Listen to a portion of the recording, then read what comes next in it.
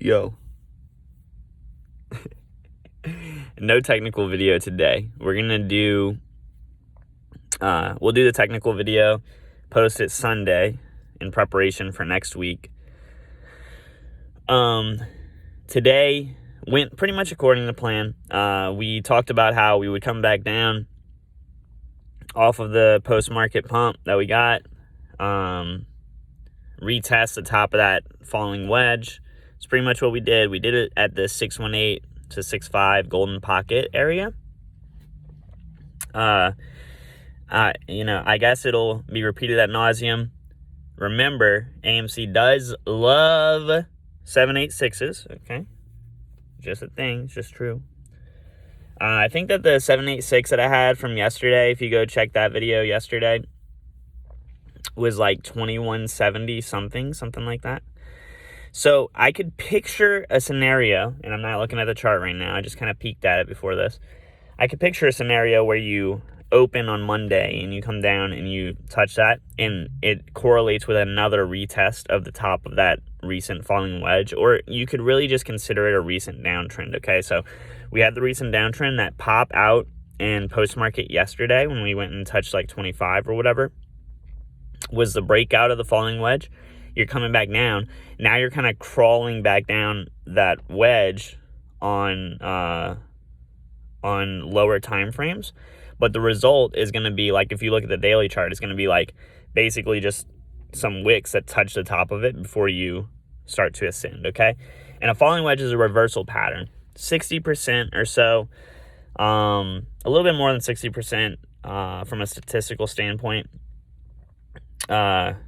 bullish break rate, right? It's a bullish reversal pattern. So, I mean, I feel pretty good about it. The volume has been pretty good relative to the recent trading history. Still leaning towards bulls. But, you know, some things have to happen, right? We've had, like this weekly candle is ugly. Like, just looking at it objectively, just look at it. We didn't get our max pain that I was talking about. I would have liked to see that. So that's unfortunate. But I don't think it's the end of the world. And I mean, I've been talking about, when I did the year in review video, I talked about how, like on shorter time frames, like if you, and I know it's funny to say shorter, but like when you look at the daily, weekly charts, right, there's some work to do, okay? But when you look at it from a more monthly, 3-month, 6-month candle, 12-month candle basis, you have a better trajectory overall. What that can tell you is that while in the short term things may not happen quickly, on the longer term time frames the trend is the same, right? So let's say that the monthly chart or the 3-month chart is telling us that some upside should be coming based on fibs and everything like that. For that to play out, it's going to take time because it's such a higher time frame, right? If I'm showing you something on the 1-minute chart, I can tell you that the results are going to happen relatively soon, right? If we're going to see the results that we're expecting, they're going to happen relatively soon. But when you look at those larger time frames, it just takes more time. It's just how it is. Hopefully that makes sense. I know I'm kind of like, just imagine. So this falling wedge, right? If there's a falling wedge on the 1-hour chart, that's going to take probably, if you identify it early and you see it kind of work its way down, that's probably going to take a couple days to figure itself out and then get your breakout, right? If it's on the 1 minute, it could take like a few hours. If it's on the 1 month, right? I'm not saying that there's a falling wedge on the 1 month chart. I don't know. Maybe there is. I just don't know offhand. But if it were on the 1 month, if you saw a falling wedge on a 1 month chart, this shit could take a couple years to play out before you get your breakout. And you're right. So like the time frames matter is what I'm trying to point out, I guess. And in my opinion, on larger time frames, AMC is bullish. And that's what I'm all about, is macro, right? But it just takes time. So I know a lot of people in this community are here for the long term. And I think that maybe I should focus more on that on a day-to-day, focus more on the long term. Because that's really what I'm good at anyway. I'm not like a day trader. I've never said that I was a day trader. As a matter of fact, I've always made it a point to say that I'm not a day trader. I am a macro, long-term, sit here and wait it out. I respect day traders. I think you kind of got to be a fucking Looney Tune to be a day trader, honestly. But you got to be a Looney Tune to do all this shit, I guess. But, shout out to Dipka Dips. Dude, I just kind of slipped up there. That's a dangerous name, bro. You could say some... he's at Not Guru Gruden on Twitter.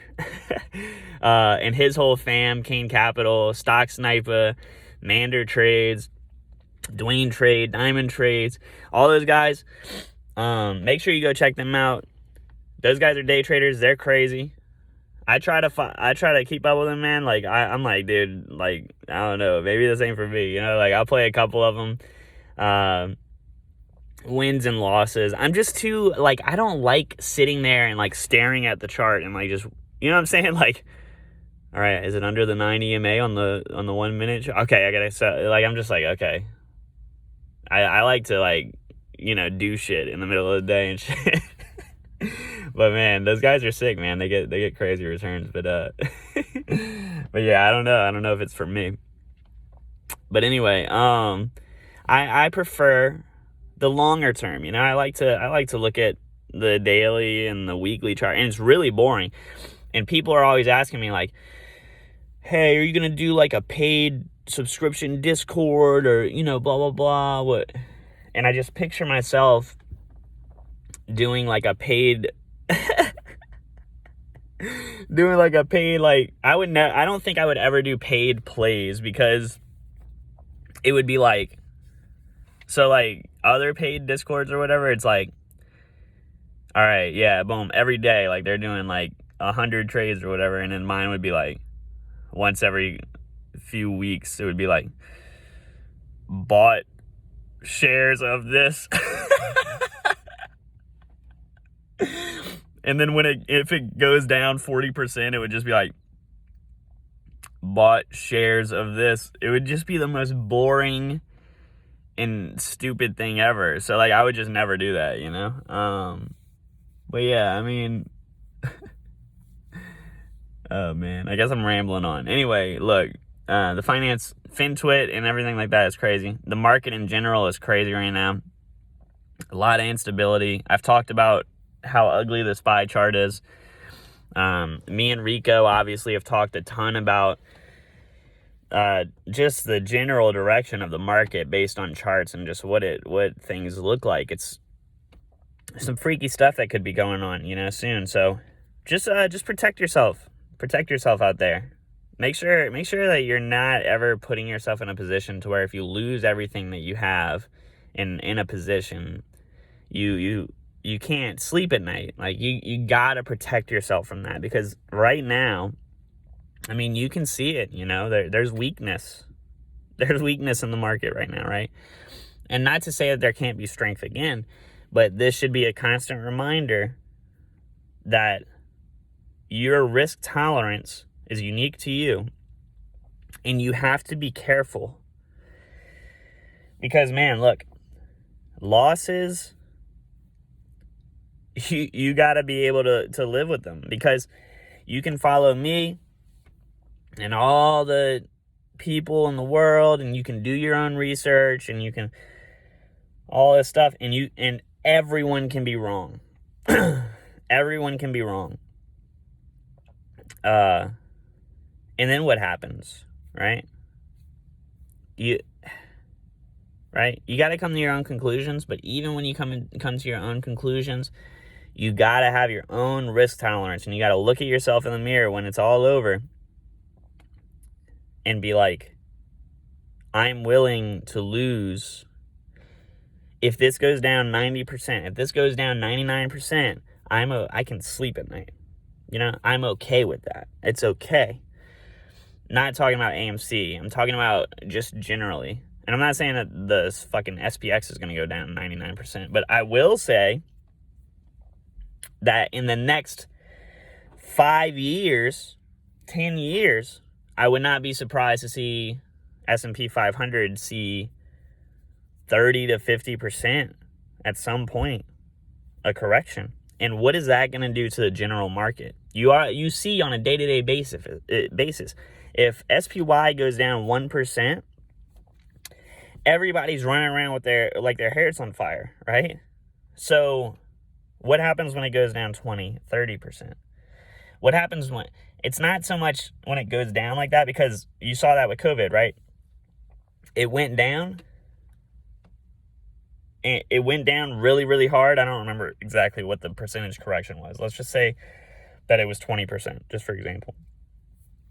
It dashed down. The market in general got absolutely hammered, right? Regular stocks got hammered. Individuals got destroyed. Now, they recovered really fast. The general market did, because political reaction or whatever, right? Stimulus. But what happens when that doesn't happen? What happens when there isn't stimulus?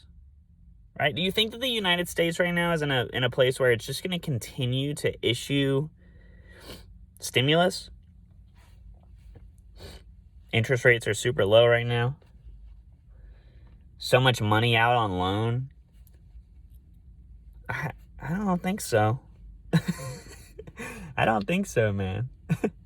So if that doesn't happen, then that recovery won't be as fast. It's not going to be this 3 months and, you know, you rock it back up. You just start, whatever, everything starts exploding again. When that happens, it's going to be years. And like I said, if S&P 500 gets crushed for years, the general market it's gonna be way worse. Individual stocks are gonna be way worse, flipped on their heads, right? So it's important that we start to understand institutions and what institutions are thinking and doing going into this. I'm gonna drink this off camera, not a sponsor, you know what I'm saying? This video is a little bit longer than I thought it was gonna be. Anyway, thank you guys so much for the love. Thanks for going and checking out Extreme Gains, like I told you to. I don't know if anybody went and saw Guitar Lifter. I gotta go take a look at that. But I popped into Extreme Gains live stream, and he was like, "Yo, I got like 1 million messages saying Dave sent me," or whatever. So I appreciate you guys. You guys are cool as shit. Thank you guys for all the support when it comes to my family and stuff like that. My family is good. I don't know if it was false positives or what, but Luna didn't have any symptoms after that one day when she had a fever and a runny nose. And then Jasmine, she hasn't had symptoms in a couple of days, like 2 or 3 days now. So everybody's good. We're chilling, still being safe. You know, not like seeing people or anything like that. But you know, just that sort of thing. I've never had symptoms. I got a little bit of a sinus, like allergy thing right now because the weather's changing. We got a cold front coming through. But yeah, that's pretty much it. Anyway, again, I appreciate you guys' support as always. And I wanna just get into like other stuff. You know, I wanna do charts on this macro everything. I wanna look at everything with you guys. So I wanna start doing that. I just need to think of a clever way to do it because it seems like YouTube kind of just punishes videos when I talk about anything other than AMC. And I think that the perspective that I can offer is just so much more broad. So I just need to think of it like a clever way. Maybe it's a separate channel or what. I don't know what it would be. I know I've poked around at the Patreon idea.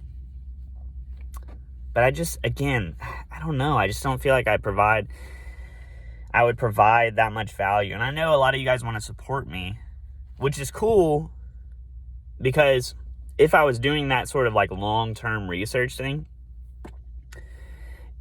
I mean, obviously, I would basically be taken away from my professional career completely to do that.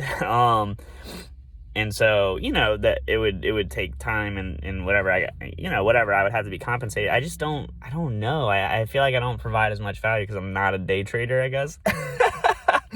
But it would be more like a research analytical thing, but I don't know. It's probably going to end up being another channel just because I'm like, I don't know. I just don't. I'm like, yeah, I'm set up a Patreon. And I'm like, nah, I'm not going to set up a Patreon, whatever. Everybody's doing that. I don't want to do that. I like it when it's free. I don't know, but there is value in it not being free too, because like whenever I pay for something, I usually am more committed to it, so like I'll spend more time on it, and I'll like actually like invest when it's free. I'm kind of like, oh yeah, I'll check it out whenever, it's free, man. Like I'll check it out whenever I get around to it or whatever, and then I just never do. So I don't know. That's what I'm thinking about. Bunch of things I'm thinking about. But anyway, AMC, we'll do the technical video later this weekend. You guys take it easy. I'm not a messiah. I'm just a dude with an opinion. You should find a bunch of dudes with opinions. But can you imagine if we did like Wyckoff on like the entire history of like of all markets? That would be so cool, right? That's what I want to do. That's what I want to do when I grow up. That sounds fun. I like you guys. I like you guys. You guys are cool. Anyway, all right, I gotta go. This video is like 10 minutes longer than I thought it would be. Long-winded Dave returns. I know you're commenting that right now. Look at the baby mirror. I know you're commenting that I'm long-winded, and you're right. You're absolutely right. He could have said what he said in 1 minute, but he took 17. Have a good weekend. Spend some time with your family, dude. I need to shave this beard. This shit looks like shit. I need to put some beard oil in here. Oh my God. All right, later.